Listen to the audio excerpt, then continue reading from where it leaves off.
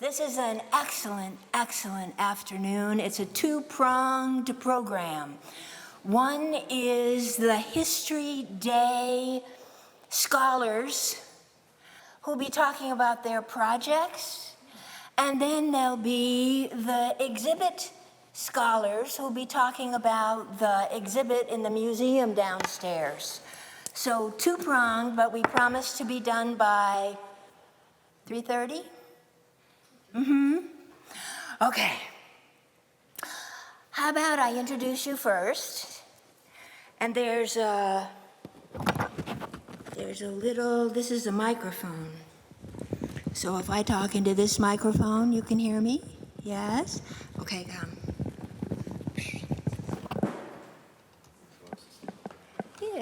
Yeah.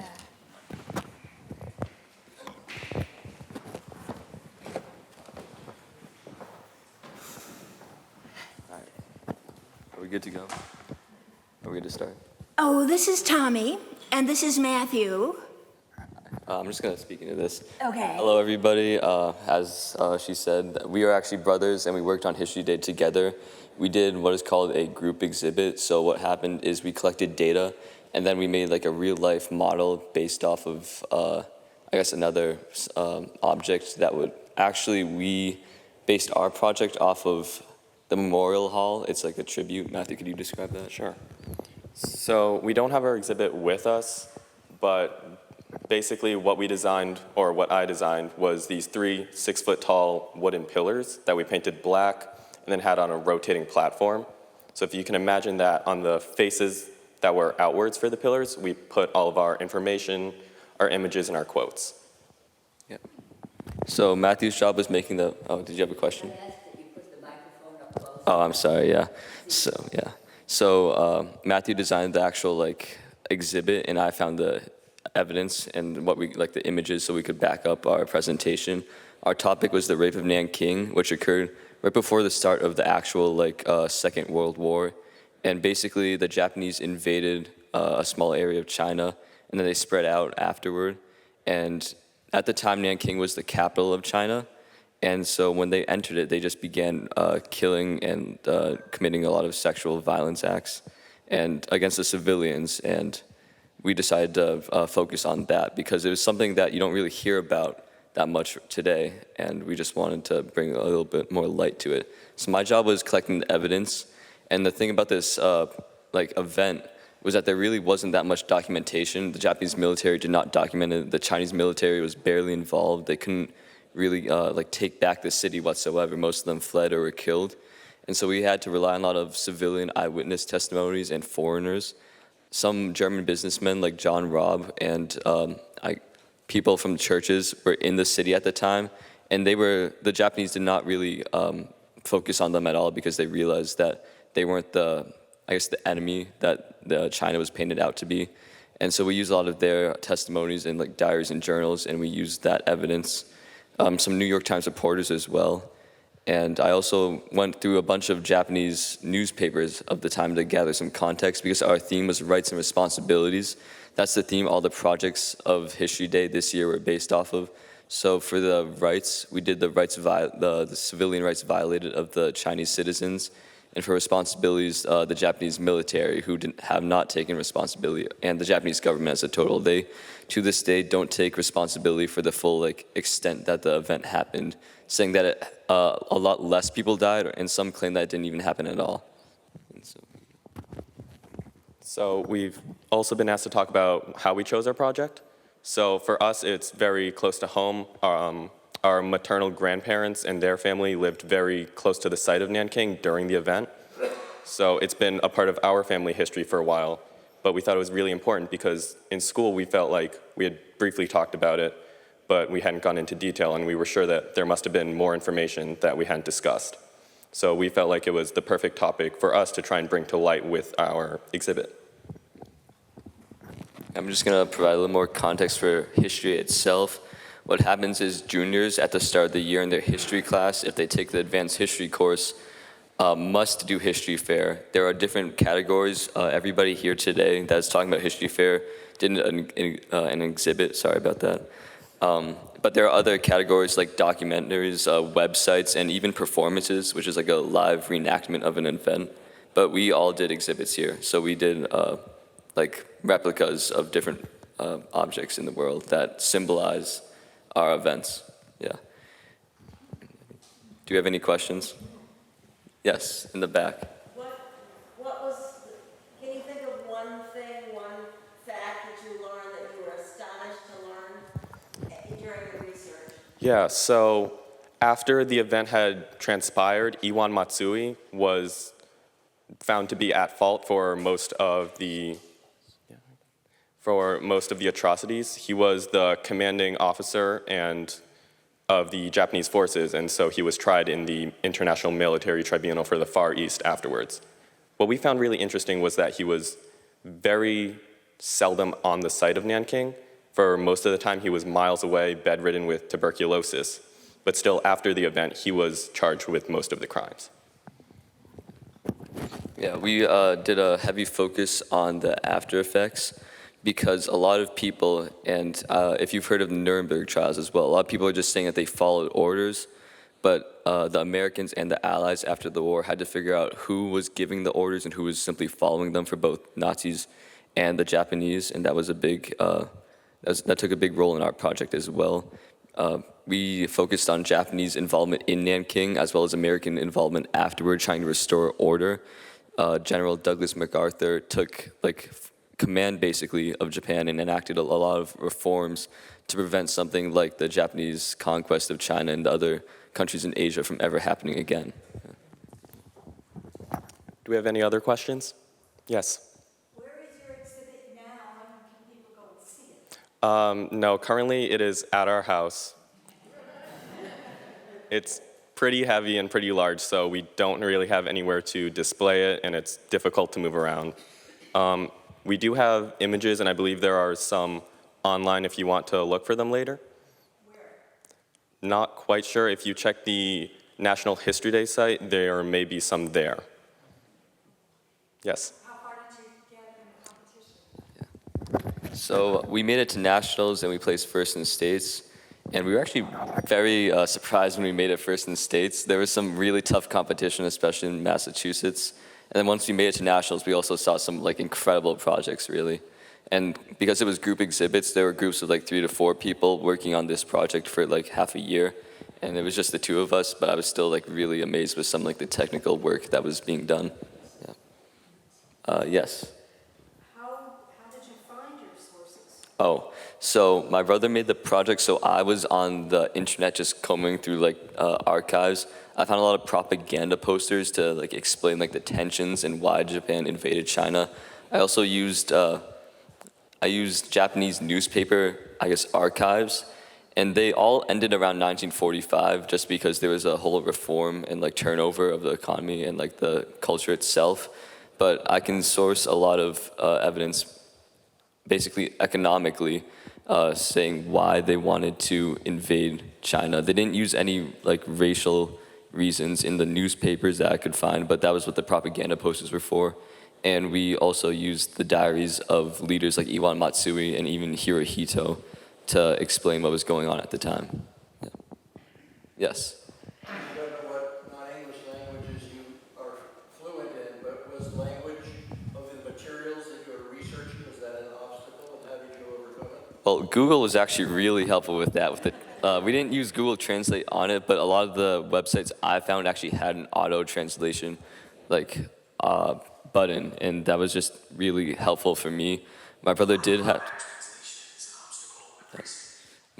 actually have to translate a few things from Chinese for our actual project, and I'll hand that off to him in a second. But for the most part, there really weren't that many problems with finding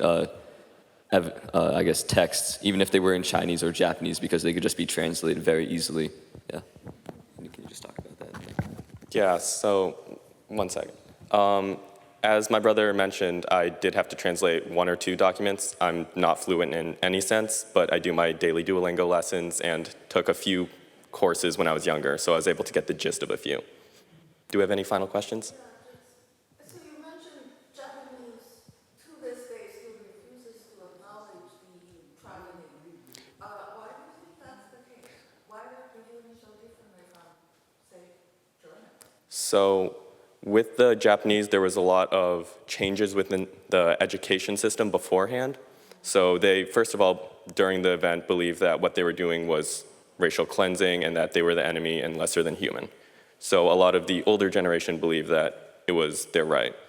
And then do you want to take it? Yeah. I think another important thing to say is that there's a good quote by Elie Wiesel, who wrote Night. He is a Holocaust survivor. To this day, Germany has, the Jewish population has not let Germany forget what they've done. And that's basically the opposite for what happened in China. Both the Chinese governments and the Japanese governments kind of swept it under the table because, for one thing, a lot of women who were violated during the rape didn't want to come out and talk because most of their babies would be part Japanese, and they didn't want that prejudice against them. And as well, both governments just did not want to acknowledge it because it was hurtful for both, and they let the conflict go for so long that now even though China wants Japan to admit, it's just not something most people know about or will accept at this point. Yep. Yes. Well, we do a lot of rewriting history in this country. But I may have said, do the Chinese commemorate this event in any way? Yeah, so actually our exhibit, as my brother mentioned, was based on at the Memorial Hall, there's a bell. So our exhibit was based on the peace bell. And so every year during the event, they ring the bell to signify the memory of those who are lost, as well as a few other exhibits there. Any final questions? Yes, in the back. Your exhibit was titled "The Rape of Nanking." Were most of the atrocities done against women? So a large majority were against women. However, there was also a lot of brutalization of just non-combatants in general, as well as illegal looting and pillaging. Nanking itself had been designated as a safe zone, so any crimes committed within it were not sanctioned. But yes, against many women and children, there was a lot of sexual violence.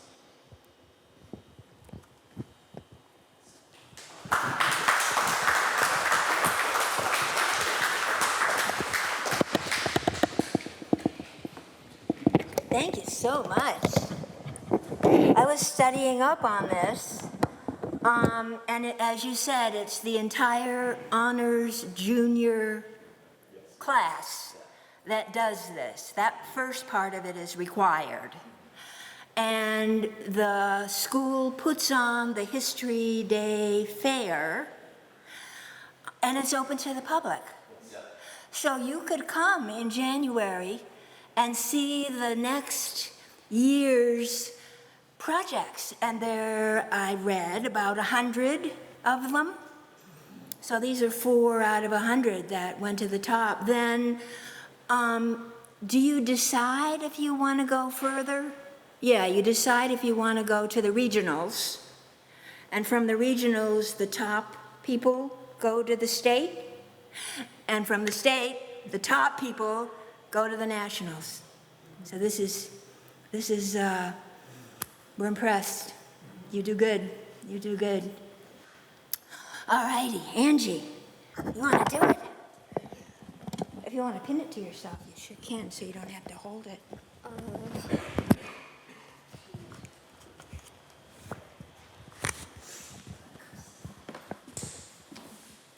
Hi.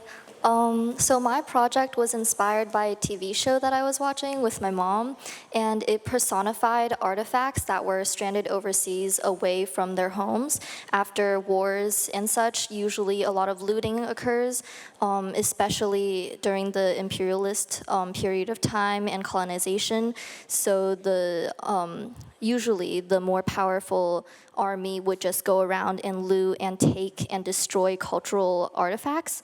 And even though, so my project was focused on the Second Opium War around 2 centuries ago, and the burning down of Yuanmingyuan by the British troops. So Yuanmingyuan was the old summer palace in Beijing, China, and the British basically went passed by it and just decided to loot it. There was really there was no reasoning behind it. They saw that the palace was filled with riches, so they went in and looted it. Even though the Chinese government asked them to stop, they did not stop. So a lot of the soldiers had taken countless of priceless artifacts. And then after that, the Chinese tried to stop them by capturing members of their delegation in the middle of war and asked them to stop because they had taken prisoners of war. And the British were so angered by this that they decided to not only loot it, but burn down the entire palace. The palace was built over 150 years of work, and it was burned down in just 3 days. So the destruction was really brutal, and it really just showed the barbaric nature of imperialism by British. And in the present, they still haven't really acknowledged that this event happened at all, or tried to redress for it, or tried to return any of the artifacts that they had stolen. In fact, a lot of the artifacts are still going around in the market, being auctioned, being bought, or being displayed at museums. And this is not an event that is unique to China. For example, the Parthenon marbles from Greece are also still in the British Museum. Greece is still trying to ask for the Parthenon marbles back, but Britain is not giving it back. Or the Rosetta Stone for Egypt, they are also not getting that piece of artifact back. So I thought that was really important for us to acknowledge this piece of history.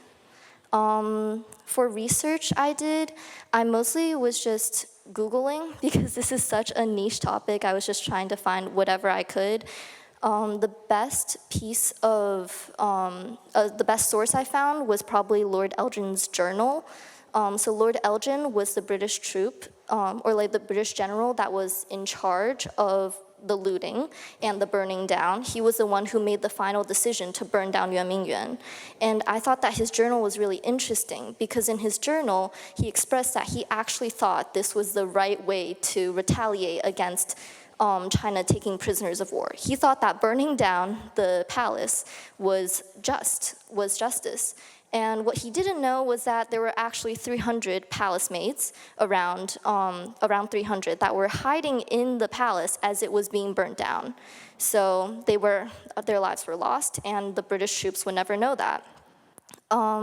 My exhibit was in the form of one of the ruins of Yuanmingyuan. So the most famous ruin of Yuanmingyuan that you would see as like a symbolic representation of this infamous piece of history in China is like an arch of the Yuanmingyuan, part of the Yuanmingyuan that has stayed. So I had a lot of cardboard boxes in my house, so I just made an arch that was a replica of that ruin. And as for an interesting fact, I would say is that during the looting, they actually met a Pekingese dog, which was a breed that they did not have in Britain. So they decided that it was so cute that they looted it, they brought it back to the queen as a gift, and presented it to the queen, who then named it Ludi for how it was taken. Since it was such a different breed, it kind of just like lived alone and no other dogs really wanted to interact with it. So it was looted, taken away from its home, and just died alone in Britain. Are there any questions? Yes. Can you give us some examples of some of the types of artifacts that were actually looted? So the looting was mainly done by individual soldiers and also the French troops. The French troops, like France, there is a museum of China in France that has a lot of these artifacts. But artifacts range from like jade pieces, gold pieces, silver pieces, anything they thought was valuable, that looked like it was of value. Anything that wasn't was just destroyed. Like there were countless pieces of priceless paintings that were beautiful and old, but they didn't think it was of any value and it was just burned down or destroyed. So there was also a great loss of artifacts during this event. Yes, again. And how long did the looting go on? The fact that you mentioned and I assume that they stayed around and watched this palace burning for 3 days, but how long did the looting go on? I believe the looting went on for a week or two. They were just camping out at the palace, looting everything, and then they burned it down before they left this area to continue fighting the war. Yes. I didn't catch some of what you said. You said it was after a certain war. Which war? It was during the Second Opium War between British, France, and China. And what was the name of the city? The city that the palace was in is Beijing, Peking, I think. Yeah. What's the palace built out of?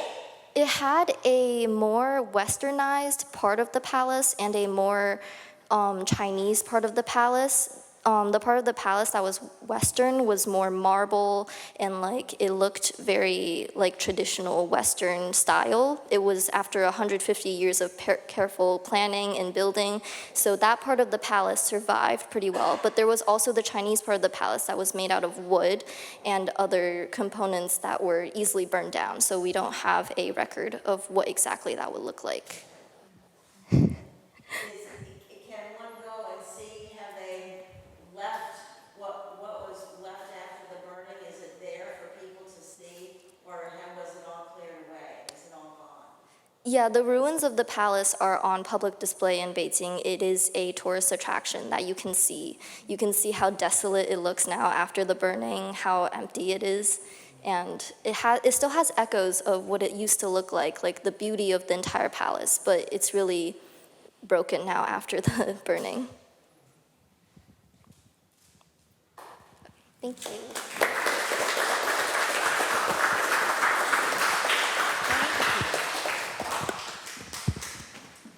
Ready?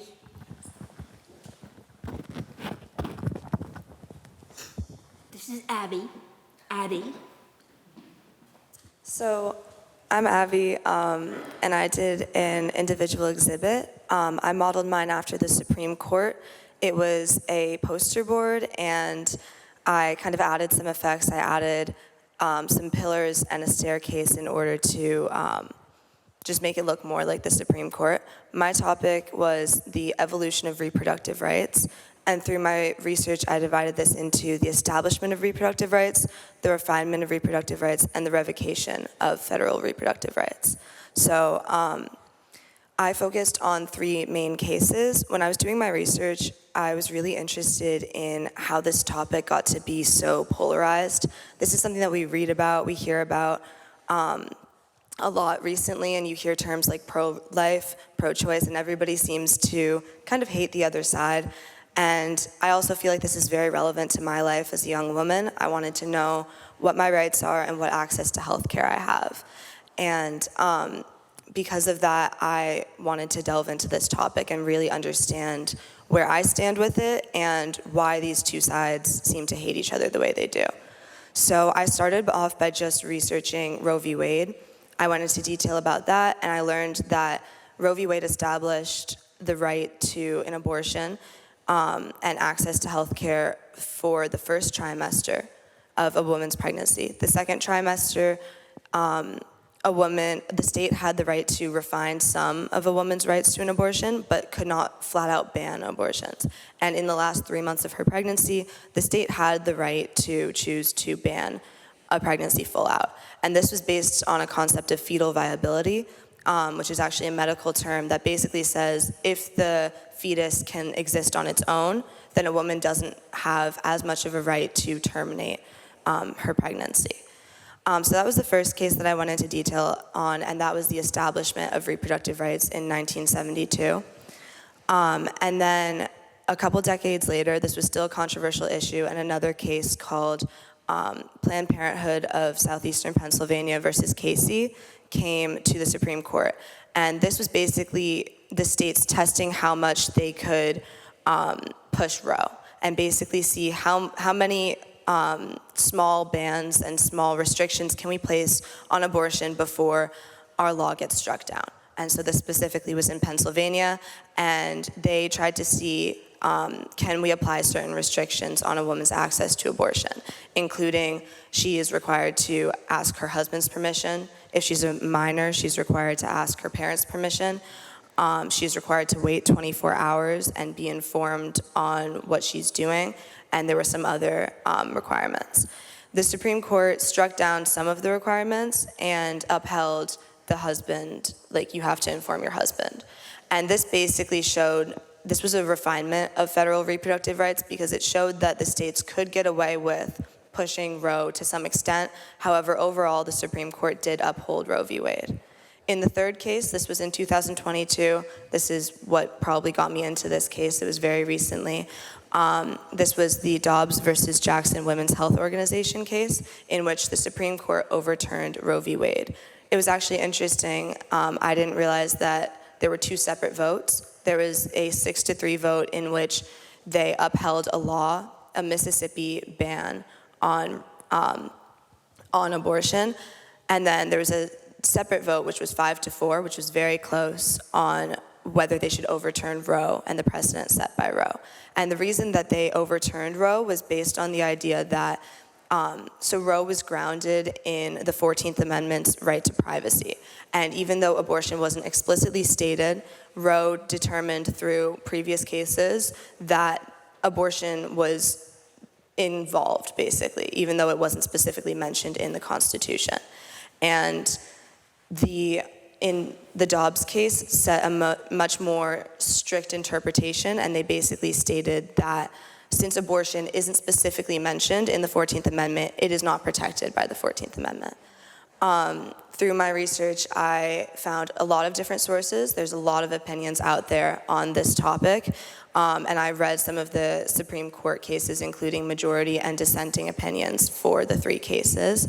And it's really interesting when you're researching a case like this versus some other topics where there's so much information out there to really understand which sources are biased and how they're biased, and really understand the different perspectives. And then I also had the opportunity to interview a constitutional expert, a lawyer in Washington, D.C., who previously clerked for Justice Scalia. And Justice Scalia was involved in the second case that I researched. So I got her opinion on the Constitution and how she thought it was justified in both directions. Are there any questions? Yes. So I didn't think the 14th Amendment actually included a right to privacy per se. I thought that was the basis for Dobbs being decided the way it was, that the court felt that not only isn't abortion mentioned, but there's no, I haven't gone back and looked at the 14th Amendment, and correct me if I'm wrong, but I thought they felt that the right to privacy also isn't explicit in the Constitution. Yes, so that's true, and that's a very debated topic if you ask different Supreme Court justices. And so prior to Roe v. Wade, there was a case called Griswold v. Connecticut where they established the right to marital contraception, and they stated this term called like penumbras, which they basically said that within the 14th Amendment, you can find a right to privacy, even though it's not explicitly stated. And so that's how Roe v. Wade, it was based on that case. And Dobbs came later on and said that this is not true because there is no explicit right to privacy or right to an abortion in the 14th Amendment. And because this is the grounds that they overturned Roe v. Wade, they also have the ability to overturn issues such as marital contraception, also such as interfaith and interracial marriage, and a lot of transgender rights that are not explicitly stated in the Constitution, but people have found ways to protect them. These are now all able to be overturned if the Supreme Court chooses to do that. I seem to recall also that Ruth Bader Ginsburg felt that maybe Roe shouldn't have been decided on right to privacy. And Yes. I'm not quite sure. Actually, I don't know what she thought it might have been decided on otherwise. Yes, so that was something that I found really interesting through my research. We hear a lot in modern day about the moral arguments, about killing a child, about protecting a woman's rights and stuff like that. And there are moral arguments about this, but what the Supreme Court focuses on is the constitutional aspects of this. And something that I found really interesting is a lot of Supreme Court justices that were in favor of Roe from a moral perspective did not like what it was based on. And Ruth Bader Ginsburg actually never wanted to defend, she never wanted to take a case on Roe v. Wade because she agreed with it, but she didn't want to have to defend it because she didn't like that it was based on the right to privacy. She felt that it should have been based on the right to equality and equal access to health care for men and women, and that would have been a much stronger, more solid ground for Roe v. Wade to have stood on. So yeah, you're right. Are there any other questions? Yes. When you started talking to us, you mentioned that one of the reasons you were interested in this subject was because there's so much difference of opinion, strong differences of Yes. opinion on both sides. How did your research and your work on this subject, did it lead you to have any opinion about how those differences have been portrayed, particularly in social media where there's a lot of what I would consider not factual information that is presented? What was your reaction to all that while you were doing the research? Yes, so, sorry, could you repeat the question one more time?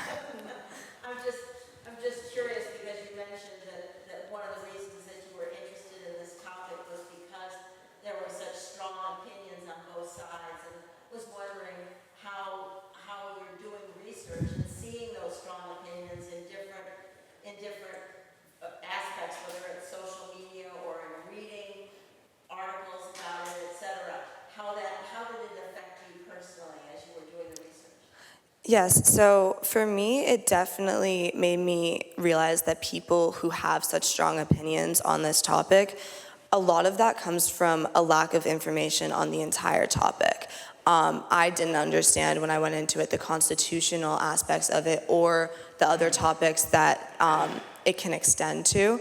And so that was something for me. People really boil it down to phrases such as pro-life and pro-choice, and that's how it gets so polarized, is those are very triggering terms of like a life of a baby or a life of a woman. Those are very charged terms, and people will have very strong opinions on them. Through my different researches, I found different things that were talking about this from a moral perspective, and they debated that, and they debated whether a woman has the right to terminate the life of an unborn child and to what extent. And that's why I found fetal viability really interesting, because I didn't know that. I thought that Roe just fully protected your right to have an abortion without a lot of thought behind it. And I thought it was really interesting to find that it was actually based on medical information and based on if the fetus could live on its own. Yeah, I don't know. I think personally it definitely does have an impact on you to read about this, because for me it is impacting my rights. But it was also interesting, and something that I don't think that people know as much is that it's impacting the rights of everybody. We think about it's just impacting the rights of a young woman or a young woman who is pregnant and doesn't want to be. But it was really interesting to see how this can extend to the privacy of all American citizens. And something that I had never really focused on was how it extends to the rights of doctors. And this can actually fall into free speech, because doctors in certain states are no longer able to tell a woman, because of your condition, you should have an abortion. They are not able to say that sentence. And that's a complexity of this case that you don't see in social media, you don't see in the one-word, two-word phrases. And that's something that I think if more people took the time to research it, it would not be as polarized of an issue, because people would realize this isn't just about a girl that wants to terminate a pregnancy or a woman that wants to terminate a pregnancy. This is about everybody. And if you want to be a doctor, this impacts you. If you want to marry somebody of a different ethnic background or religion or race, this impacts you. And I think if people really understood that, then they would understand that this goes far beyond terms just as pro-life and pro-choice. Yes. One final question. Do you have any interest in pursuing the law? Yes. Yes, that definitely started me off when I was looking into this. I want to be a lawyer, and I plan on majoring in political science, and I would potentially pursue a career in reproductive rights legislation specifically.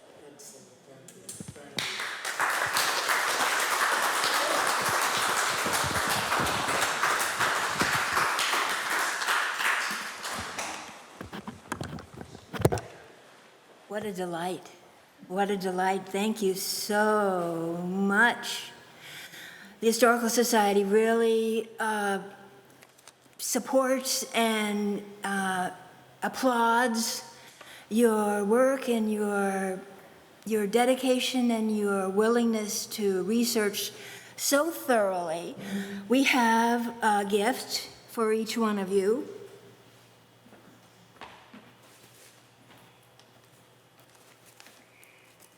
Around here, often what we talk about is Bedford history in the American Revolution. So we have for you a copy of Revolutionary Town.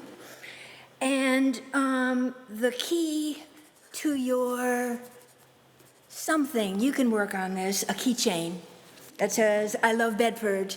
And we have for you in the envelope, don't lose the envelope, we have a cash award of $50 for each of you.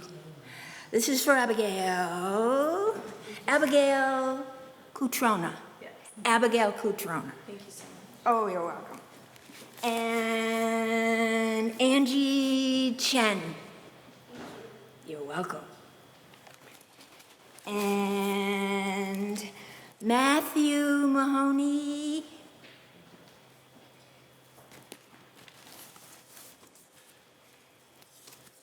And Thompson Mahoney.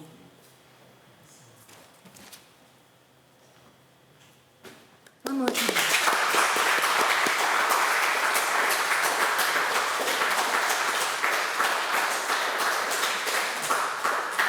Thank you so much. Now you may stay and listen to my part of the program.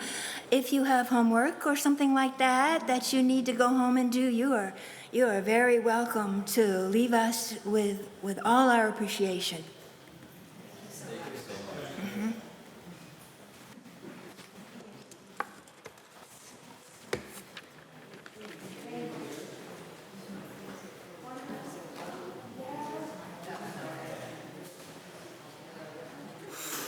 How you doing? You need some water or something, or shall I just plunge forward?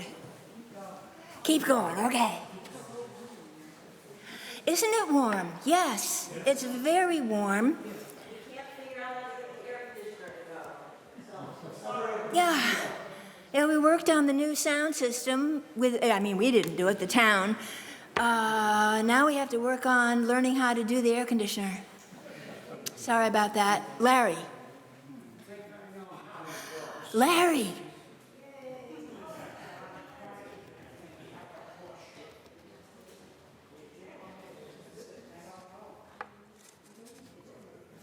There didn't seem to be a button when I looked at it. You know, you look for a button, you look for a little sign that says on. Didn't have either of those things. Oh, well. Who has had the opportunity to visit Bedford Answers the Call? Stick your hand up in the air. Oh, some of you, yes. Yes. There's a chance after the program to come down. I'll open the room, and you may go through the exhibit and see it all for yourself. So this is a little backwards. I should let you see the exhibit first before I tell you how we put it together. But I'm not going to. The Bedford Answers the Call was made to go along with the celebration, the 250th year since April 19th, 1775. This was a Massachusetts statewide program, and so many towns in Massachusetts celebrated with, well, maybe you heard Lexington and Concord. Did you go? Did you go to the activities in Lexington and Concord? I stayed home. I wasn't doing the traffic. And Bedford Historical Society wanted very much to use our resources to put on a celebration as well.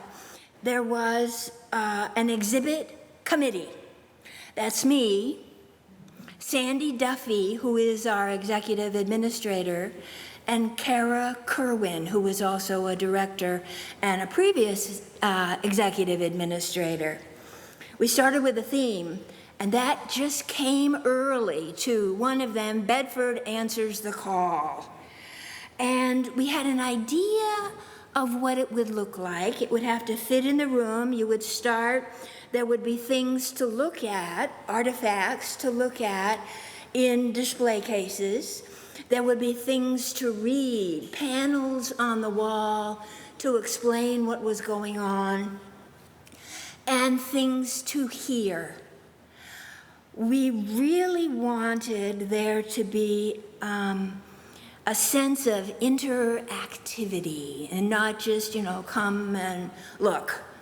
We thought, well, perhaps we could have a movie. Perhaps we could have clothing that kids could try on from the Revolutionary period.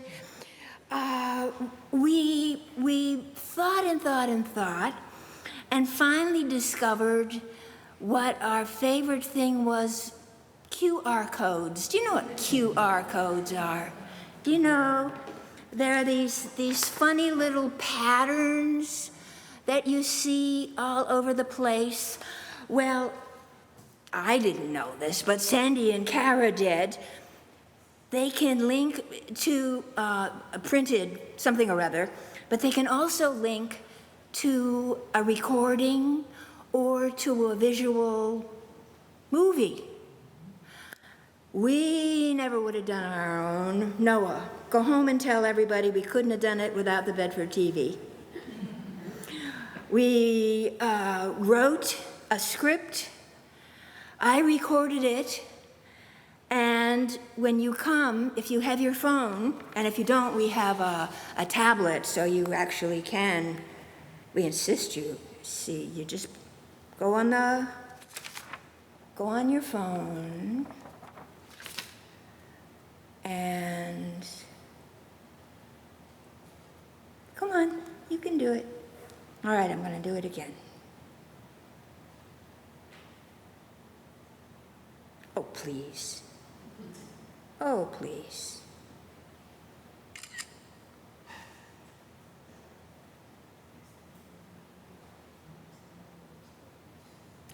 This never happens to me. This never happens to me. I am so good at this. And I'm always telling people, each one of these is only 1.5 minutes long. So you have time today to listen.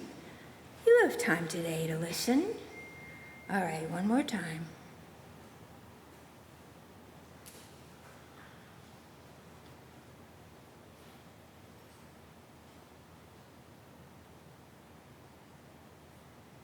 In the early hours of April 19th, 1775, an urgent alarm spread. The regulars are out, hundreds of them. They've already left Boston and are marching up the Bay Road. It wasn't Paul Revere, the most well-known of the messengers, who brought the warning to Bedford. The goal of Revere's midnight ride was conquered, and Bedford was not on his way. But there were many other alarm riders that night, reaching more than 50 towns. 2 Lexington men, Nathan Monroe and Benjamin Tidd, were sent out about 2 a.m. to relay the alarm to Bedford, and especially to the captains of the militia and the minute companies. Then Monroe and Tidd continued their ride, making a 20-mile circuit through Bedford, Concord, and Lincoln before arriving back in Lexington. A story from oral history tells that Bedford was also warned by a 3rd rider, Josiah Nelson of Lincoln. Just before midnight on April 18th, Nelson woke to odd noises. He didn't realize it was an advanced British patrol going by on the road. When he ran outside to ask the horsemen if they had any news of the British, he received a smart blow on the head from a British sword. His wife bandaged the injury, and he rode off to warn South Bedford. The words were, "The regulars are out." But the implication was, the time for debate has expired. It is time to act. Bedford understood and responded. So, how do you decide what you're going to put in this exhibit? It was put up opening on Pole Capping Day, which was April 12th, and is going to be up until December 31st. So you still have time to bring friends and neighbors, cousins. You know what? I have little business cards. I just go crazy with printing people, business cards, buttons, bags. Oh man.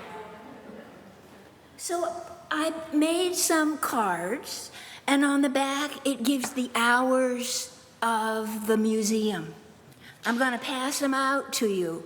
Please, if you know the hours of the museum, give it to someone.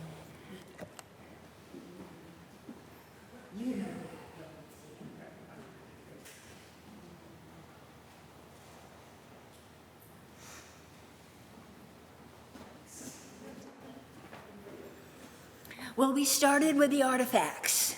We have, are you ready for this? You know, the Bedford flag was carried by Nathaniel Page.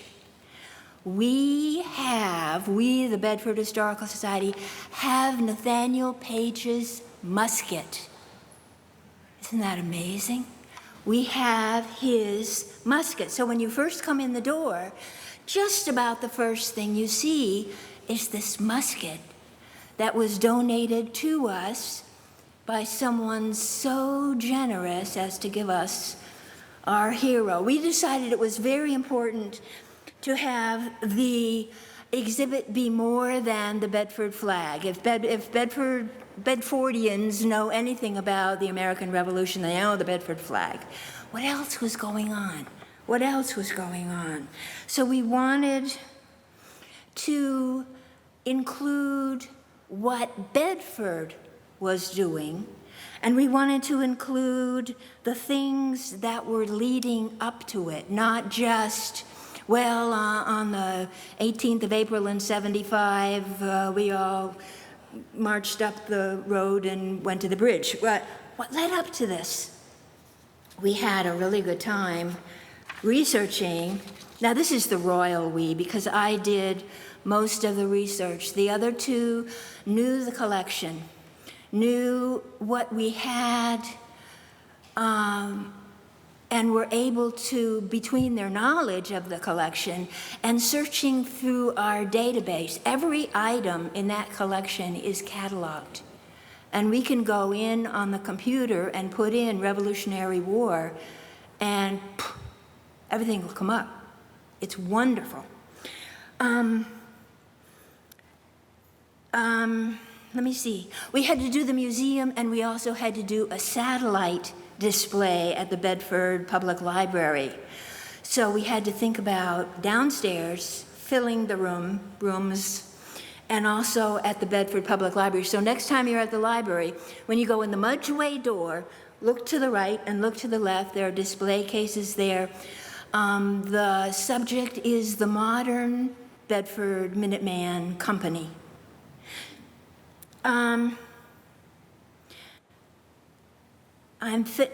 The whole thing wasn't very linear. We would start with something, we would ping pong it back and forth, we would adjust it, it would evolve.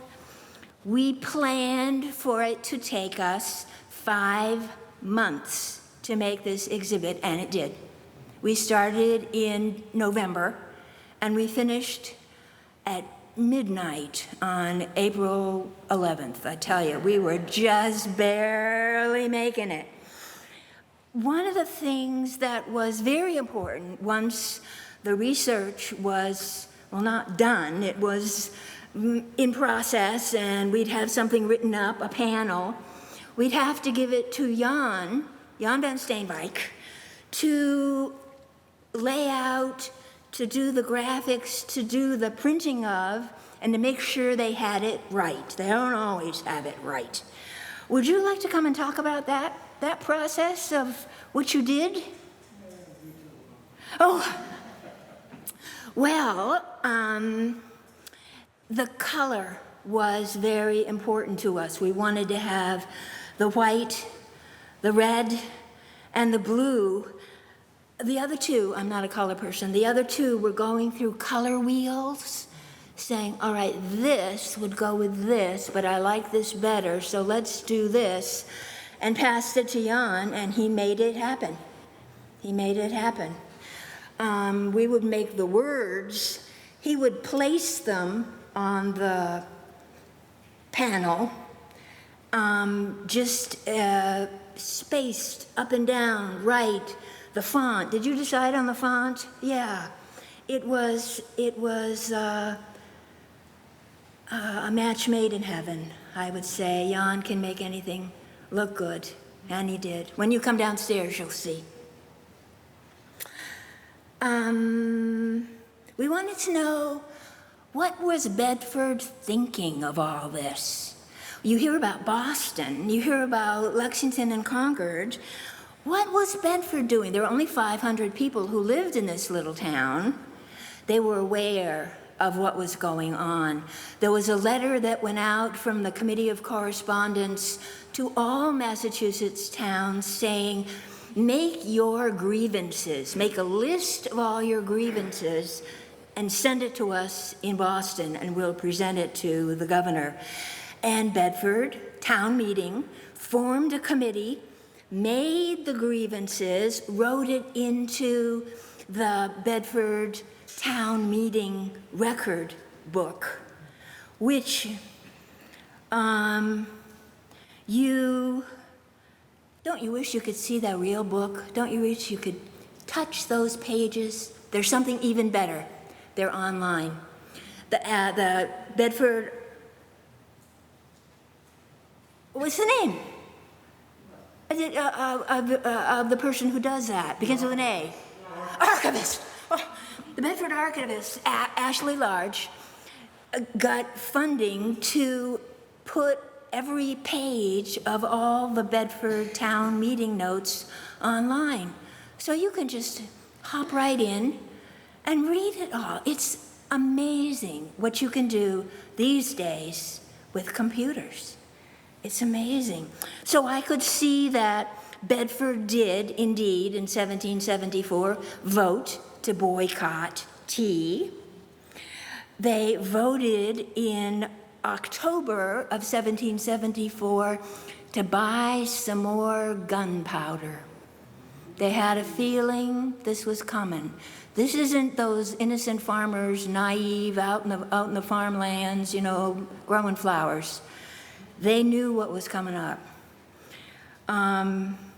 They voted not to send a representative to the provincial Congress. The British had disbanded the Great and General Court and wouldn't let town meetings go on. So there was a secret provincial Congress. Bedford said, what do we want? What do we do here? I talked in the town meeting. You've been to town meeting, you know how this is. And they said, no, we're not going to do it. And the next week, they had another meeting. They said, yes, we are going to do it. So they elected John Reed and sent him to the provincial Congress. It was very carefully thought about. Bedford didn't just fall into this. In October of 1774, the provincial Congress said, you'd better set aside Minutemen in your town, not just the militia, but an elite set of men who are going to have extra training, who are going to be fully equipped with guns and ammunition, who are going to be trained. And Bedford said, yep, this is a good idea. We'll talk about it at our January town meeting, which they did. And they tabled it. They talked about it, but they tabled it. And in March, the end of March, they decided to pay 25 men and 2 officers $1 a week to train on the common and to be ready. And in a month, they were called out. I did most of the research, and I started in November. I spent I kept track of my time, 300 hours to research this. I started over Thanksgiving vacation, and I took my computer so that I could Google the town records, and a lot of my books on the suitcase of in my plane to go to my brother's in Atlanta. And mercifully, A.E. Brown is also online, so I didn't have to carry that book. Settled in, said to my brother, don't bother me, this is very important, I'm doing research. And I started with the man that they call them tricon hats now, or tricorn hats. They were called cocked hats back then. We have the cocked hat of a man. I worked on him the whole week, came back, said to Sandy, it's ready, John Reed. She said, David Reed is who you were supposed to be researching.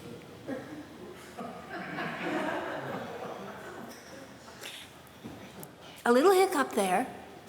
It was all right. It was all right. Any more? No, that was what I was going to tell you. Oh, I was trying to find things that were not well known.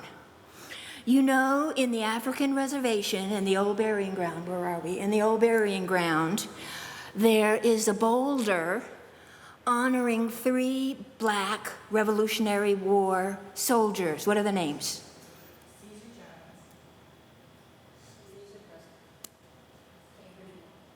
Cambridge Moore, Caesar Prescott, Caesar Jones.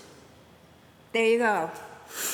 I found another one, which was known of but not often included in tales of Bedford history, and his name was Jeffrey Hartwell, who was, I think, born in Bedford, and the reason I think so is that the Bedford Historical Society, this pains all our hearts, has the receipt from his sale. A Negro boy of 5 years old called Jeffrey, to be sold by Joseph Hartwell to Joseph Fitch, 1756, for 24 pounds legal money. He is not really remembered in Bedford because he's not buried in Bedford. After he grew up, joined the army, it's hard to know if any of the black soldiers were at the Concord Bridge because they didn't exist. They weren't in the militia, they weren't paid, they weren't listed in the musters. There weren't records of them until later when they joined the Continental Army. And Jeffrey Hartwell did join the Continental Army. When the war was over and he came back, he didn't come back to Bedford. No surprise. He went to Dracut. Dracut was a place called Black North. There was a great black community in Dracut, and that is where you would want to be if you were African American. So Jeffrey went to Dracut, changed his name to Jesse Freeman.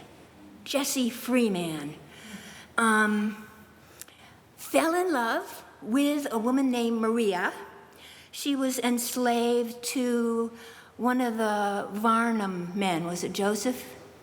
One of the Varnum men, and he freed her, and for her wedding present gave Jessie an acre of land, and they lived on that land and farmed it, had 3 children. And Alethea and I went up to see their graves in Dracut, which is now Lowell, because the line of Dracut moved. But anyway, he's up there, Jesse Freeman. So he's, you can put somebody's musket in a display case, you can put somebody's hat in a display case. What can you put of 4 men who were not memorialized by anything physical? How do you put that in a display case? It was very important to us that we do. So we took a picture, Jan took a picture of the boulder in the old burying ground. That was just put there about 1900. That's not old. We put the receipt for Jeffrey Hartwell's sale, and we got some kente cloth, which is an African cloth, which is brightly colored and attractive and somehow cultural, and we thought, this isn't very good. This is the best we can do, but it isn't very good. And we asked Joe Zellner. Do you know Joe Zellner? He's an interpreter of African American history, and he's a guide at the Robbins House in Concord. Oh, we said, what do you think? And he said, yeah, use the kente cloth. So we did.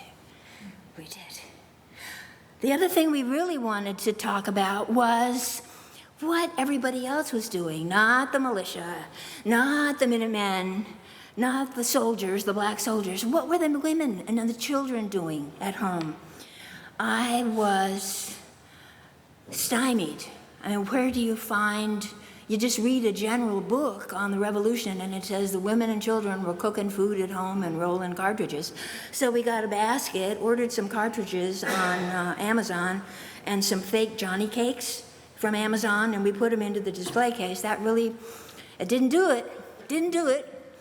So were you here for the Zoom meeting in January last year when we went through the Concord Museum's program on the Revolutionary War? I talked to David Wood and said, you got anything on Bedford in the Concord Museum? And he said, well, yeah, but he kind of didn't want to tell us. He said, you know about the diary from Alice Stearns? I said, what? The diary from Alice Stearns? I said, send it to me. He said, well, okay, and he sent me this paragraph trying to find where it came from, backwards. How did this get saved? I finally found that it was in a book by Kehoe, who I was there, and it's quotations from 2 volumes. One is from the American side and one is from the British side. So it's live. When you go through, you can hear it on your phone, but let me tell you, this is her remembrance of it when she was grown. I was 11 years of age, and my sisters Rachel and Susanna were older. We all heard the alarm and were up and ready to help fit out father and brother, who made an early start for Concord. We were set to work making our cartridges and assisting mother in cooking for the army. We sent off a large quantity of food for the soldiers who had left home so early that they had had but little breakfast. We were frightened by hearing the noise of guns at Concord. Our home was near the river, and the sound was conducted by the water. I suppose it was a dreadful day in our house, and sad indeed, for our brother so dearly loved never came home.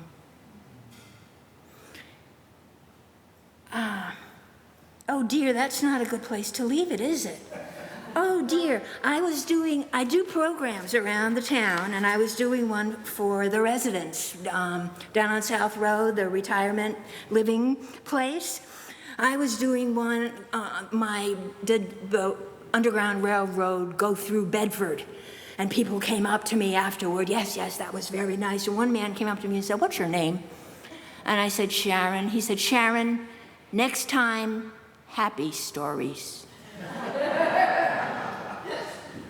So perhaps next time, I'll think of a happy place to stop. Hadn't thought of that. I would love for you to have some more coffee and talk to each other. Yes, ma'am. Say about the logo, wonderful logo. Oh, the logo, the wonderful logo. Yes. That was Sandy and Kara who wanted to have a logo. Is so important. Sandy made it with AI. Do you love it? Do you love it? Minuteman, blue, red background, gun, Bedford answers the call. The computer gave her some choices. This was clearly head and shoulders above all the rest. And we've used it in buttons. Alethea made us some buttons, which I try to pass out and wear in the business cards and the everything. Yeah. Any other questions? Yeah. Sure, thank you, that was wonderful. Oh, thank you. So I understand as the focus next year moves away from the battles of 75 and moves on to the tricentennial and so forth. So I understand closing the exhibit at the end of this year, but let me ask you what the plans might be following up, and is it at all related to the 1776 and the Declaration and so forth? I know. That's what logically comes next. I mean, we should follow on with the next big celebration, the big national celebration and we got nothing. We got no guns, no hats, no pieces of the Concord Bridge, no fake Johnny cakes. We got nothing. So the exhibit committee are sitting down saying, well, what shall we do? So we put something together on this topic. Should we just branch out and do something altogether new? We'll know by January 1st. We will. You'll be the first to know. Mm-hmm. And another question, sorry to hold things up, but you mentioned a book that was in the Concord Museum. Mm-hmm. I'm wondering, based on one of the presentations that we heard earlier from one of the students, about are there other Bedford-related artifacts that are that you know of that are held prisoner in other museums around the area? I think there are a few. Would you say there are a few? Not a lot. Historical societies are very generous about saying this is relevant to you. Shall I send it to you? Would you like to have it? Bedford does that all the time with books that come. I just sent a book, The History of Medway, to Medway last month. We try to give people their own. This was not a book, but a knowledge of that quote of Alice. It was a book that the Bedford Library had, but it was when they were doing the heating, the HVAC thing, and they'd taken all of the 900s and put them into storage. So I couldn't get my hands on it. It wasn't online. It wasn't in any other library. It wasn't on Amazon. Fortunately, I found a mimeographed copy of just the American part at the Concord Library. And very sweetly, they Xeroxed it and that page and sent it to me. If you ever come across "I Was There" by Kehoe, I'll pay you back any price, buy it for me. One more thing, this is happy. Last week, you know I'm at the Historical Society on Sundays from 2 to 4, as I am right now. Last week, a young man came in and said, "I'm a junior. I'm working on the National History Day project. I'm getting ideas. I'm investigating what I might do.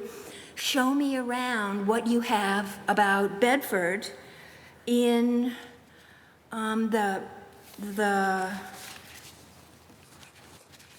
theme for next year is something about revolution, revolt, and return." Anyway, revolution made him think of the American Revolution, and as well as these students coming and presenting their work, there was a student who came and was beginning his work with us last week.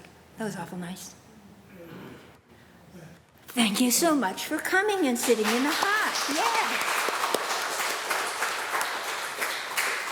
And who would like to come downstairs and see the exhibit? Yeah, a couple people. Good. Good.